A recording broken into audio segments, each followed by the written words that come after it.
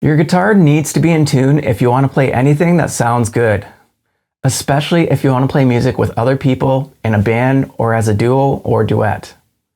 There are two main ways to tune your guitar. One way to tune is with a tuner, and the second way is using your ears in the fifth and fourth technique.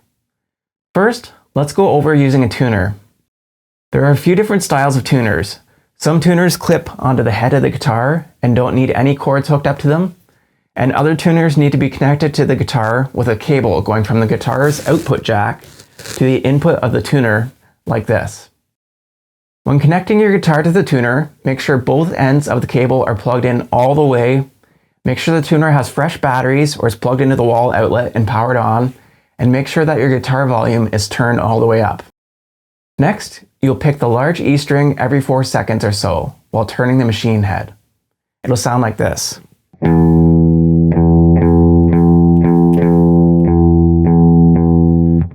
If the line on the tuner is pointing to the left, it means that the string is flat, which means it's tuned too low and too loose.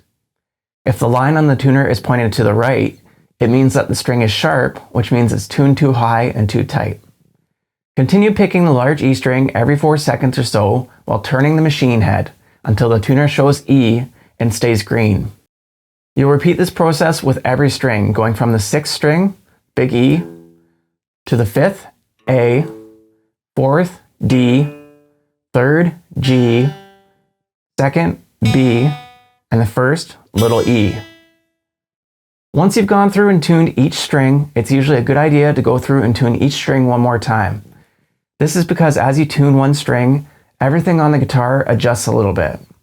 By the time you make it to the final string, everything's adjusted a bit and could use some fine tuning. The second strategy for tuning is called the 5th and 4th technique. To use this strategy, your 6th string, the big E string, needs to be in tune. Then, you'll hold down the 5th fret on the 6th string and play the open A string like this. Both of these strings should sound exactly the same. If they don't sound the same, adjust the machine head for the A string until it matches the E string. When you get the two strings close to the same pitch, you'll hear a fast kind of warbling type of sound. And as you get the two strings even closer to the exact same pitch, this warbling type of sound will get slower and slower until you don't hear it anymore. Here's an example. You can hear that my E string and A string aren't in the same pitch because I already adjusted the E string. So what I'm going to do is I'll play 5th fret of the E string and the A string at the same time.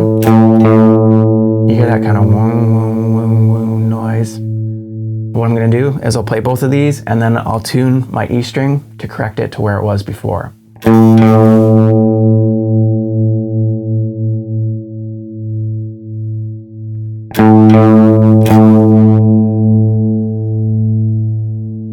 There we are.